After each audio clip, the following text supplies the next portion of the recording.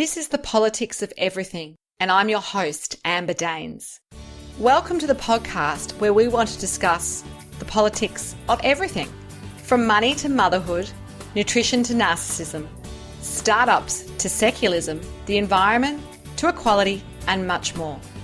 Our guests are experts in their field or topic of choice, even if you've not yet heard their name.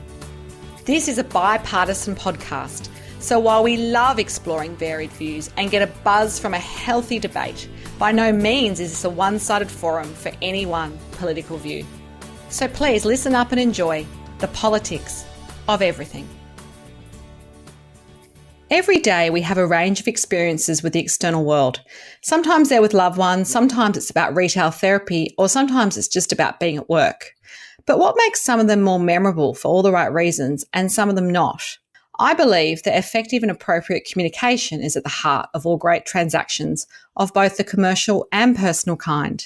My guest today is Dr. Emily Verstege, who has 15 years of experience within the health and human services sector. She's an expert at capturing and integrating consumer voice into strategy and governance frameworks. Her clients include Deloitte Digital, Centre Group, and the University of the Sunshine Coast. She's a speaker, mentor, author, and consumer experience futurist. We get to dig deep into her brain today as we unpack the politics of experience. Welcome, Emily. Thank you so much. I'm a little bit disturbed by the thought of digging deep into my brain, but I hope you find something useful. You're obviously a smart cookie, so I'm really happy to have you here today. And yes, digging into your brain is obviously just a metaphor. We're not doing any surgery on the podcast today. So when you were growing up, did you have a dream job, and what was it? That's such an easy question. Yes, I did. I wanted to be a medical doctor, and I had three kind of alternative fantasies running there. So I either wanted to be a forensic pathologist or a general practitioner or an emergency physician. And I think those three kind of possible career choices give an interesting insight into me and the way that I work. So I'm a little bit obsessed with information and the idea of reconstructing, who done it and what happened from physical evidence in front of you. That really made me quite excited. And the general practitioner part is, I'm such a people person. I love to connect with people, and I saw, general practitioners as being people who did that. And the third part of it is, there's a latent bit of rock star in all of us, I think. And I saw the emergency physician dashing around and putting fingers into arteries as, to staunch blood flow as something that was really quite interesting and exciting. So medical doctor is the short answer, and three alternative fantasies is the long answer. Wow, most people, I ask that question too. It's kind of like, I want to be an Olympic gymnast or, a vet or something else. So you definitely have given us a different perspective. You did earn a PhD though, and you call yourself a reformed research academic, tech start survivor, and public policy analyst. My brain hurts just reading those.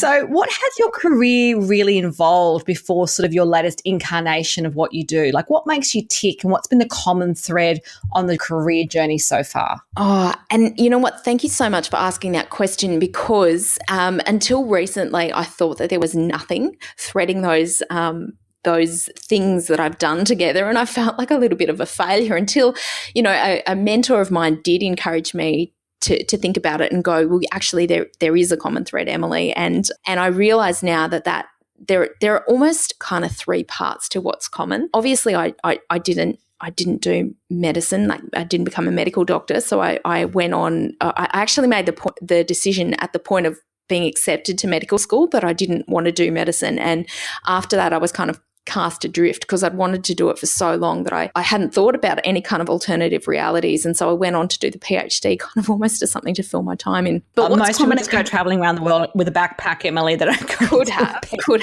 but didn't. So the thing that connects is that passion for people that I mentioned before. So literally, I'm one of those people who sit at airports and wonder about the people around me. Like, are they related? They look like they're having a fight. Why are they having a fight? What's that all about?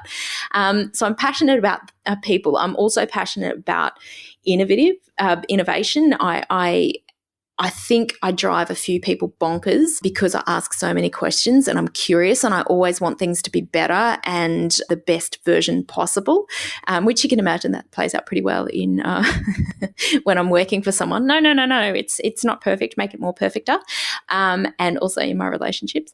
And I'm also really passionate about weaving together pieces of information to come up with insight. And I guess that's the last, that last thing is what I'm doing most of at the moment, but there is definitely an element of innovation and pushing the envelope and trying to do new things, and also with complete and utter respect for people at the heart of it. That's interesting. Can you tell us a little bit about this Tech Start Survivor experience? Because I think a lot of the audience would be curious about that. I know I am. We sort of, we always hear about people doing these tech startups and it all sounds like it's just going to be Atlassian and, listing, from billions of dollars at about, 10 years later, but it's not always the case. And if you could be a little bit vulnerable, that'd be great just to share what that experience was and what happened and how it left you. Bereft, empty, broken, and a lot poorer. I was having this conversation with my dad actually over the Easter long weekend. So I think it was an interesting reflection and to hear his kind of perspective on what had actually gone wrong. So the startup itself was kind of cooked up between my brother and my husband, who are both work in technology. And we were essentially we created an online platform for mobile game developers. And what we noticed was that mobile game developers had the technology component of what they did right, but they didn't actually have any marketing or branding associated with that. So my father's business, my parents' business has for kind of the last 40 years been in manufacturing in China. So we had links to manufacturing and we went, wouldn't it be cool if we were able to manufacture a physical product that related to the games that people played. So we basically monetized and productized the characters in these games, and we made them smart so that they interacted with the game. So you would have a cute fluffy toy that had an NFC chip in it and you could scan it on your phone, which would then unlock different features of the game. So not a bad idea, and we did actually sell it to the world's largest game developer, which is why the startup was great for about 6 months, because we had like this cash injection. But then kind of stuff started to happen. So we'd kind of predicated our business model on a certain kind of, on our clients' development cycle. So they were going to release new things in a certain time frame. That didn't happen. We were carrying stock, we were paying staff, and we basically went broke. So it doesn't. What a ride. That's just incredible. And I guess it comes down there of experience. You've had the experience and then, I'm sure at the time it was completely devastating, but you sound like there might be some lessons in that you've learned and perhaps comes back to, what you're best at and what works in terms of your connection to people. You can definitely take, I guess, some of that experience and infuse it into what you're doing now. Yeah, totally. And it's absolutely, I will never run a product-based business again. My brother has gone on to have another product-based business. My husband has gone on to get a real job because he never wants to have his own business again. Whereas I'm like, oh, yep, I'm happy to have my own business again, but I'm not happy to have a product-based business. And also, I think, you're 100% right. Thinking about why that didn't work was largely to do with people and also the insights that we had. So what we actually did was what a lot of businesses do, and we start with, we kind of go inside out with our ideas. We went, wouldn't this be an awesome idea? And we didn't actually go, does the world need that? And is it going to make people's lives better? And are people actually interested in the experience of deepening, their interaction with a game? Is that what it's actually all about? We never did any of that kind of stuff. So, yeah, as you say, interesting to take that forward into the next iteration of what I do. Absolutely. So you do have a solid ability to, I guess, connect information and people. In what you're doing now, how does that work for the businesses and people you work with? And are most people quite bad at it and they need someone like you to connect the dots, or what does it really involve? Yeah. Most people are bad at it, and that's not a judgment. That's a statement of fact. And the reason that people are bad at it, I mean, I can show you why by through my own example why people are bad at it. It's normally because I work a lot with fast growing business, and often they kind of get caught up in the excitement and things happen really quickly. And so there's not actually a lot of downtime to sit and to do that deeper insight gathering work. But I also work with corporates, and my observation there is that the corporate structure doesn't actually favor connecting dots, right? There are silos in business, and the juicy stories, the really kind of human stories tend to sit with marketing and comms, and Yes. the deep feedback stuff kind of sits with that usually sits with customer support or customer service, and then there's the financial information and the performance information that sits with finance or with sales, and very often there's no corporate structure to bring that together. And I think too, another reason that organizations need help with that insight gathering and interpretation is because blending those different sources of information is almost like an art. It's not a science. And I think you would know That's interesting you say that, because I think of it as quite scientific, and I do think my brain's not wired like that, but you're sort of arguing it's more of an art form. Yeah, and I think if you think about it from an experience you're familiar with, which is as a journalist. So if you have, let's say you're researching a story and you've got to go out to 10 sources, and you're almost like the ultimate source of truth, right? So you go out and you have a conversation with person X, Y, Z. You have that conversation 10 times and you gather all the data. Now, the reason that someone tells you shares a story in a particular way is because of they're giving you what they've seen or heard or experienced through their own particular lens, and sometimes they might have an objective or an agenda that they're trying to push. There's a whole lot of stuff going on, and you've got to then, as the kind of the independent repository of all this information, got to balance it out and go, what's most plausible, where's the evidence strongest, and think about it through all the different lenses that the people have provided that information with. That's a great perspective and very tangible for most of us to kind of get what you do. How do you actually create your work opportunities? Are you such a niche specialist that only a handful of people are sort of in that customer experience futurist game, or is it that people get to know about you through word of mouth? I mean, how do you actually really generate your business? Slowly, it would seem. No, look, it is way more common than you think, and part of it is the I think the lingo, this idea of customer experience, and so people tend to go, whoa, what is even experience? So I like to say that experience is the physical and the psychological sensation of your brand. So it's everything that evokes a response in you. So it's everything from how your office smells to when it's open. It's about how efficient and kind and consistent your staff are. It's about how easy it is for me to interact with you. And it's about that feeling that I get that you actually enjoy doing business with me. So it's about all of this kind of stuff. And I think that the term customer experience can be quite distancing. But it is, I think, the customers the clients that I work with kind of come to me in two scenarios. They either come to me at the end of something when they're trying to work out what they could have done better, or they come to me at the start of something when they're trying to design something new. And the second bit is the bit that I enjoy most, because there is an experience that's associated with everything. Like, your morning coffee has an experience, your child has an experience of their education within a classroom, and you have an experience when you fly with a certain airline or when you buy a bag. So experiences consist of processes and products and policies and politics, and I think each of those things has a people or a human element. And so part of my part of my marketing funnel is having these kind of conversations and sharing information about what actually an experience is and how we can design it in the future so that it connects more deeply with people. And I guess that means that the market is very big because, as I said, we have an experience of pretty much everything.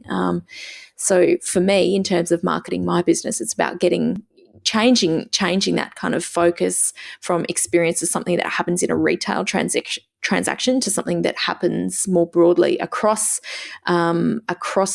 sectors, and also not just between person, a consumer, as we typically think of a consumer, but also as of because people who work within organisations have experiences too. So your internal stakeholders are also your customers. So you need to design for them as well. That's totally fascinating and once again, very practical, so we can kind of get what you're talking about. So what kind of results does your work create for, say, the end user or the customer or the stakeholder? Are there sort of one or two examples of clients that you've worked with, and it can be on a no-names basis if you like, for confidentiality reasons?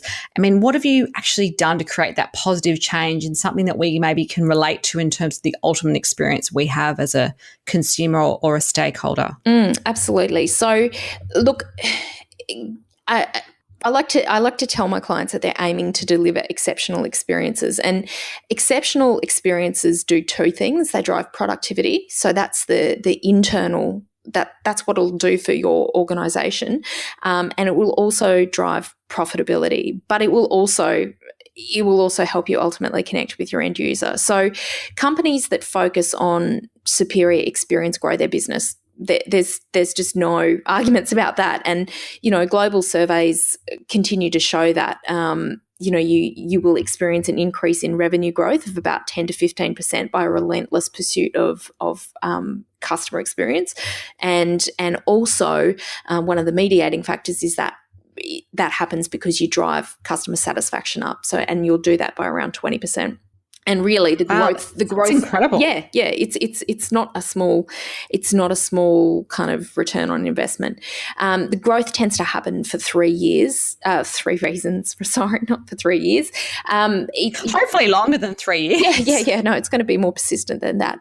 Look, it improves efficiency, it increases revenue, and it will position you better in the marketplace. So, for instance, one of the clients that I worked with was an education provider. So they provided education to general practitioners who were studying for their RACGP, which is the Professional College for General Practitioners, so for their RACGP fellowship. So these are graduated doctors who have decided to specialise in general practice, and they're going through a really stressful period in their lives. So they're balancing family and work and life, and it's really hard for them. They're trying to study between the cracks. And what we did with in this piece of work was to survey and to interview these pre-fellows really regularly, like every 6 months, and we built up a really good hard and soft database about what mattered most to them. And what we found actually was that the human stuff matters most.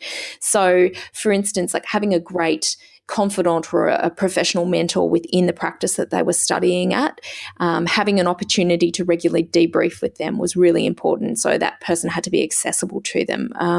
It was about the people in the education provider's office having a really good knowledge of each of the fellow students. So when something's gone wrong within my general practice, I can call the education provider and I can say, this has gone on, and the person answering the phone has automatically got context. So because they've got a CRM or a system basically, so that I am known and I feel seen and respected. That's great. Yeah, that's a really good example. I mean, I think once again, it comes down to people, doesn't it? Like it's not all the stuff you do, it's the engagement with the people, which is, not probably surprising, but great confirmation that that's what businesses need to do. Yeah, look, and the process stuff, so how you sequence your education modules, for instance, in the example I've just given, like how you actually do the nuts and bolts of what you do matters a whole lot less than that people stuff, which is kind of annoying because we get a little bit obsessed with our processes and our products and our, but it's actually, when it comes to experience, it's less important. Absolutely. So most companies, they probably do a few things wrong when it comes to customer engagement, retention and action. Are there some commonality, no matter the type or size or business that your clients are working in, that you see in the sorts of errors which people consistently make that you kind of get to come in and help them work out and I guess hopefully improve?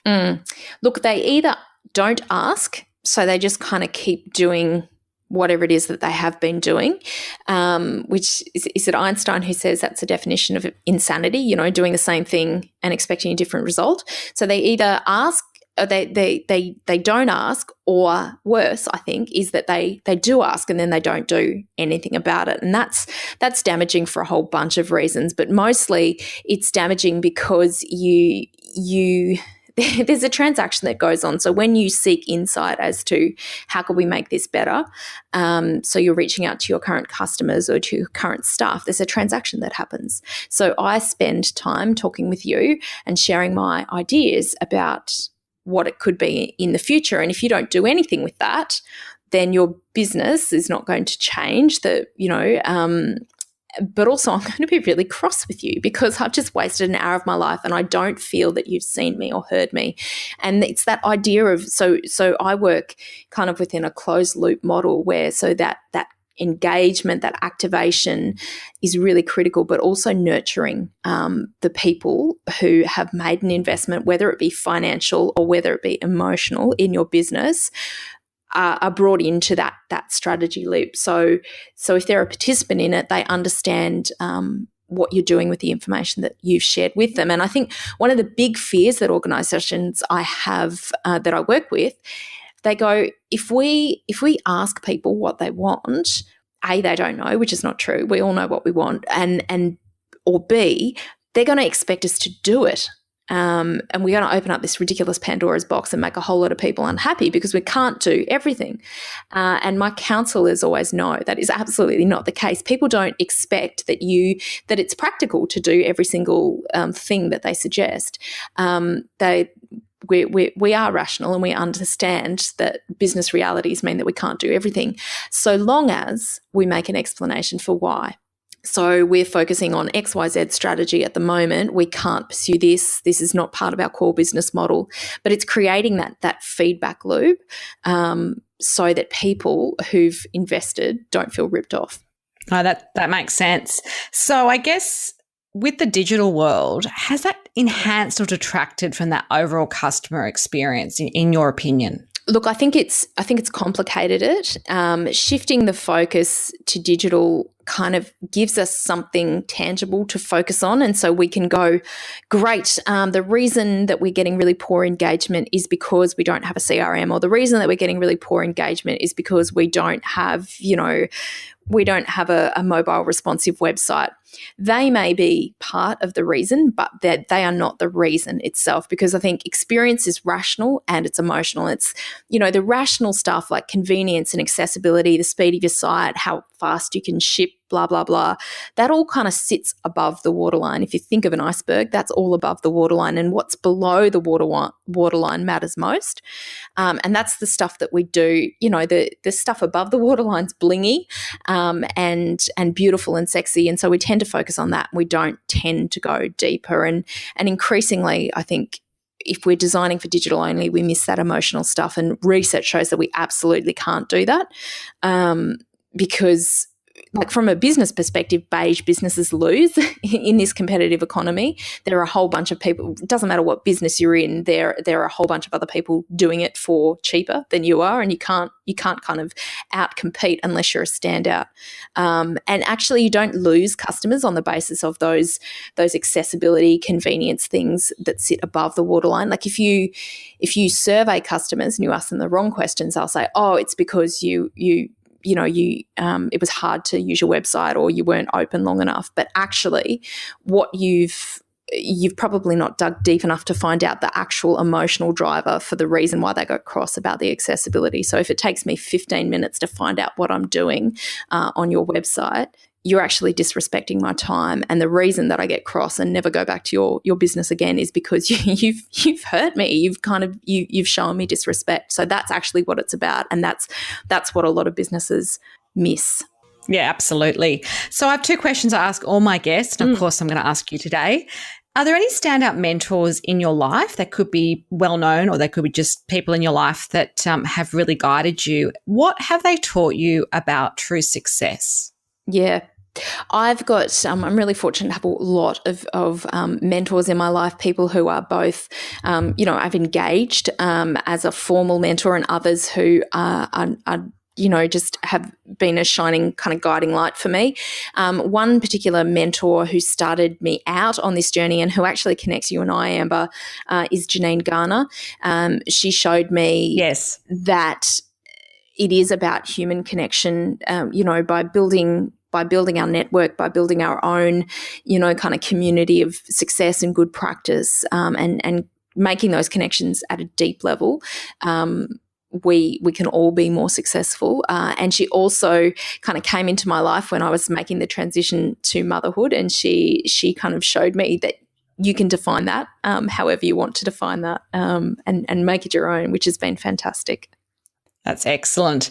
So last bit of advice, what would be your biggest, maybe 1, 2 or 3 tips for businesses or other entities out there keen to get ahead in the politics of experience? Great question. So it's to get into that habit of seeking insight and being brave, because sometimes, as I said, we almost like, I don't really want to know what people might think. So be brave and get into the habit of seeking insight, not just from big data, but also from small data. So from those, the quality conversations, structured conversations, and then also to work out a way to integrate that insight into your strategy or into your business process, into your strategic decision-making processes, and then, of course, to feed back what you're doing and why. Yeah, that's great tips. Well, it's been an absolute pleasure to have you on the show today. If you do want to connect further with Emily, there will be some details on our show notes. You've been listening to The Politics of Everything. Until next time. Thanks for listening today. If you've enjoyed The Politics of Everything, we thrive on feedback. So please add a short review and share the podcast with your network and your friends and family.